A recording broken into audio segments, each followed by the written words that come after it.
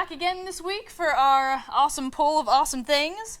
We have a ton of stuff actually this week. Yeah, we're only highlighting 6 comics because there are 6 new number ones coming out. But there's a lot of good stuff coming out this week. Yeah. So, yeah. I have no legs. Points if you get that reference and mention it in the comics. Oh, because I was like, I'm sorry? I have no legs. What is it? Okay. That's concerning.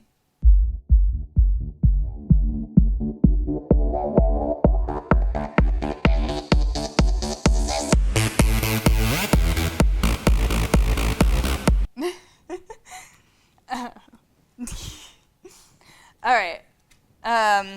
So actually, I'll start off real quick just with the one thing that we've mentioned a couple of times now. That's Vampirella #1. Vampirella! Yeah. So we're gonna be seeing that coming out finally. That's written by Kate Leth and then drawn by Iman Casalos. So yeah, we've talked about this one before. She's a celebrity now, and her new outfit is actually what she wears when she goes out hunting. So. Yeah. So she has 2 outfits. She has the bikini one with the little nothing, and that is her celebrity outfit, kind of like how Queen of Darkness. Oh my gosh, I'm spacing her name. The real life person who Elvira. Oh, there we go. Yeah, so how Elvira is like is a personality and Queen of the Darkness and all that. So Vampirella has a celebrity personality, and the little string bikini unitard thing that she wears is her celebrity outfit, and then she has her little jumper with the belt buckles and the knives and things, and that's what she does. Pouches. Yeah, pouches. When she actually does her vampire and demon hunting. Nice. Yeah, so that'll be good to see. Yeah, it is the 3rd of the 3 Dynamite Sirens relaunches that that Dynamite has been doing. So this is the last one to launch. So all 3 ladies are out there in the world now. Heck yeah. Cool. And then I think, actually, speaking of power women, you have a pretty cool title coming out, right? I have a power lady who is starting her new series this week, Black Widow. Yeah! Black Widow #1 starts again. This is part of the Marvel relaunches. I actually read the last series that Black Widow was in. It was with Phil Noto and... Oh, shoot. Space his name, too. It was really well done, though. Yeah. It's actually what first attracted me to, this like Noto's the artist, right? Yes. Yes, okay, yeah. That was before I even saw him on Chewbacca or anything else. Like, Black Widow's artwork is so nice and so sketchy and really good. But Black Widow, the run right before this was amazing. And it really dug into Black Widow, like her past, her issues, and who she is as a person. It wasn't a whole lot of fighting evil or doing any of that. It was really just about how she lives every day of her life and why she makes the choices that she does. And this series looks like it might be going kind of in that same direction. Yeah. So it's being written by Mark Waid with art by Chris Samney. Which is interesting because the story seems to be going in the same direction, but that artwork is like completely opposite. Yeah, very graphic, very bold. Yeah, very bold. And Matt Wilson is on colors, and Matt Wilson has been doing a lot of coloring work. You might know him from Wickdiv, where his colors are just, they really pop. And they're really integral to the storytelling, as much as the writing and the art is. So Matt Wilson's on colors, and this series is starting off, so Black Widow, being a super spy, used to be super assassin kind of person, has a lot of secrets and a lot of skeletons in her closet, so they say. And those secrets are suddenly starting to come out. So all of her past, all this stuff is being dug up, and she has become public enemy #1. S.H.I.E.L.D. is after her.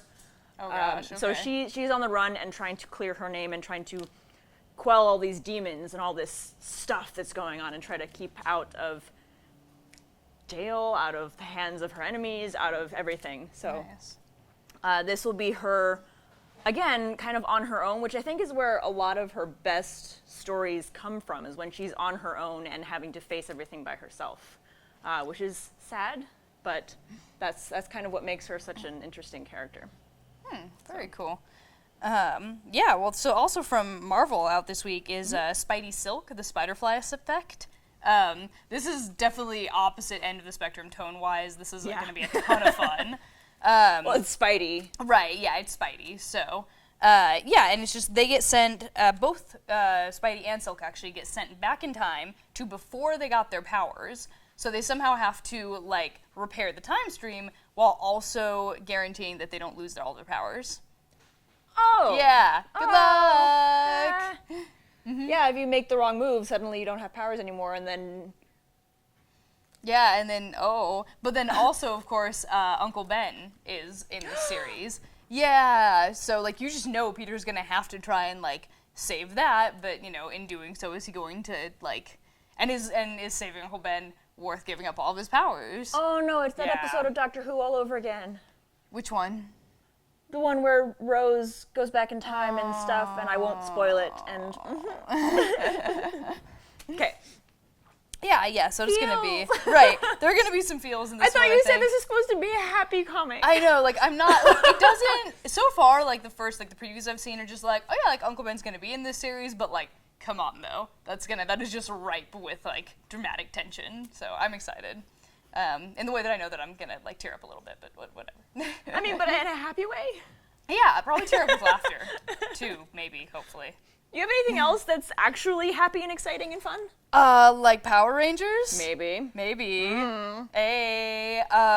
Yeah, definitely. This is just nostalgia, the comic series. Yeah, like they're shouting out to the all the original team members. Yeah, I actually missed the boat on Power Rangers. I'm not as familiar. Their main villain is Rita Repulsa.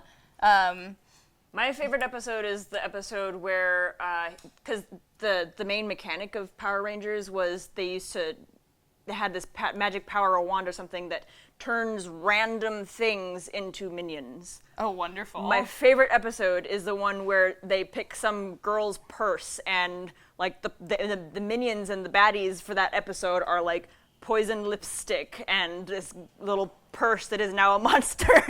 It's all right. This is gonna be great. Yeah. Also, their dinosaur Zords are back. Yes. So yeah, that's they get those guys back. We also Repulsa mind-controlled Green Ranger. Actually, we saw a little bit of that in issue 0.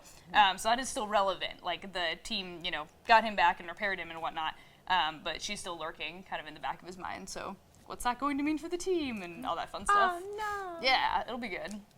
Yeah. Awesome. Yeah. I've got one more that I wanted to talk about today called The Discipline.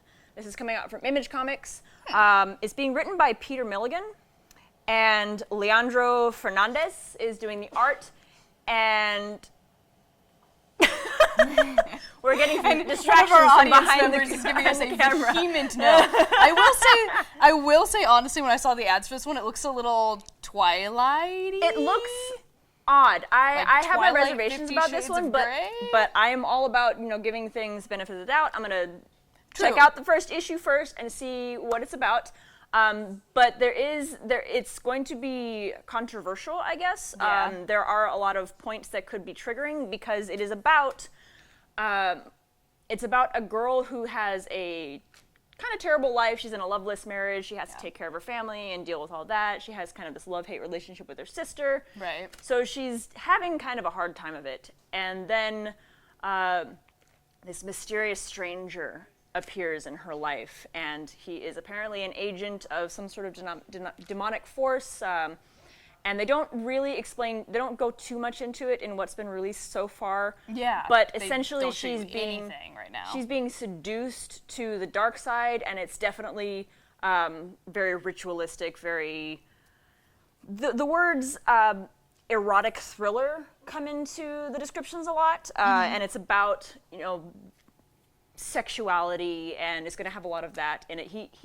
Peter Milligan says that it's not about, like, it's not supposed to be erotica. It is supposed to be a story about being seduced to these darker cults, I guess, but sex is definitely a part of the book, and they don't shy away from it. Yeah. So whenever you delve into that territory about dealing with sex and ladies being seduced, manipulate, using sex as a manipulation tool. So there is a lot of, that's delicate territory, and we'll have to see if he handles it well. Yeah, it's interesting because that's an interesting premise. We know Milligan's no stranger to writing, but at the same time, this is an interesting premise. And it's, I mean, let's not deny, I guess, that it's being written by a dude. So, like, there's a lot of pushback, I think, from fans on, like, do you know the subject you're handling? But yes, I agree. Like, this is really great. interesting looking, and I will definitely pick up the first issue before I, like, say anything. Yeah, with reservations. So I'm cautiously going to read the first issue, and if it sounds like something you might be interested, then maybe you should try it too, and then let us know. And definitely like the graphic art style on there, because that's Fernandez, it's very pretty, right? Yeah, Leandro Fernandez. Yeah. And it is beautiful. And just it's even like literally the one image that they've released is publicity. Her face is really expressive, and for being like very stark. So it's pretty interesting. Yeah. So it seems like a darker. Like 50 Shades of Grey, but with cults. Yeah. So you can see why we'd be a little bit worried, but go for it. We'll I see. think it's worth like making an informed decision on for sure. Yeah. So please let us know, because we would love to have other people's opinions. If you do pick it up, comment back and let us know what you thought of it, and let us know how they handle things, and we can go from there and see if it's something to keep reading. Yeah, definitely. And actually, I guess. Sort of a sidebar on that, because last week, Cry Havoc, actually, which started out amazingly, we trumped it up in this video, and issue 1 was really well received. Issue 2, without spoiling anything, was triggering, to say the least. So that, like, it's really interesting seeing how series can kind of do their ups and downs. Like, Cry Havoc is only in its second part, so, like, let's see where that goes. Yeah. People say comics are kid books.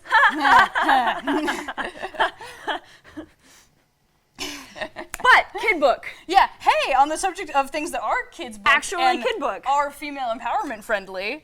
Another Castle. Another Castle is going to be amazing. Writing on that is Andrew Wheeler and Paulina Ganichow, I think is how I say that, of Zodiac Star Force. And we love Zodiac Star Force. She does both the art and the colors. She does. And this character, they actually say, obviously Another Castle, right? That's definitely a Mario reference. Yeah.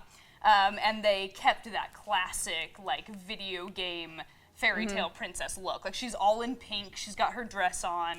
She's still kicking butt. Yeah. It's very much drawn, so kids who are familiar with Mario will see the parallels. We'll see that it is a commentary.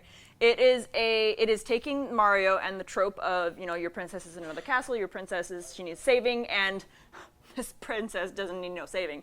And that's the premise of the book. Nice. And I actually was able to read the first 9 or so pages of it. And I will say it is definitely for kids, in that it's very heavy-handed in that particular commentary about how girls don't need saving, and this princess, why can't she be the hero? So it spells it out for you. Right. So it's right there if you're trying to explain that kind of stuff, or you want to give that kind of message to girls. Yeah. It's explicit.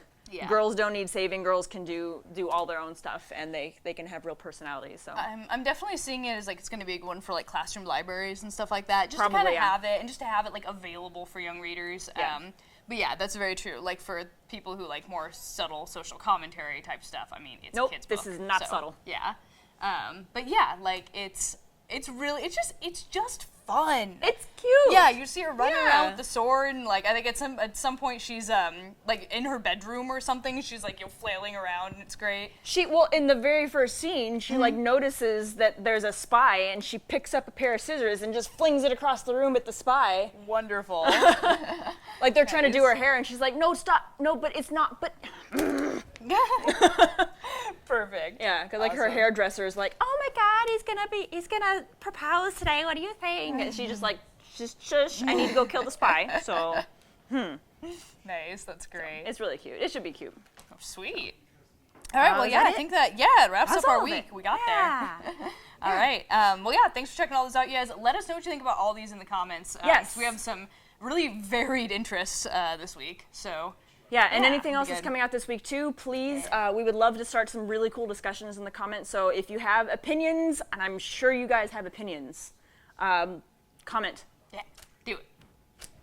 Bye.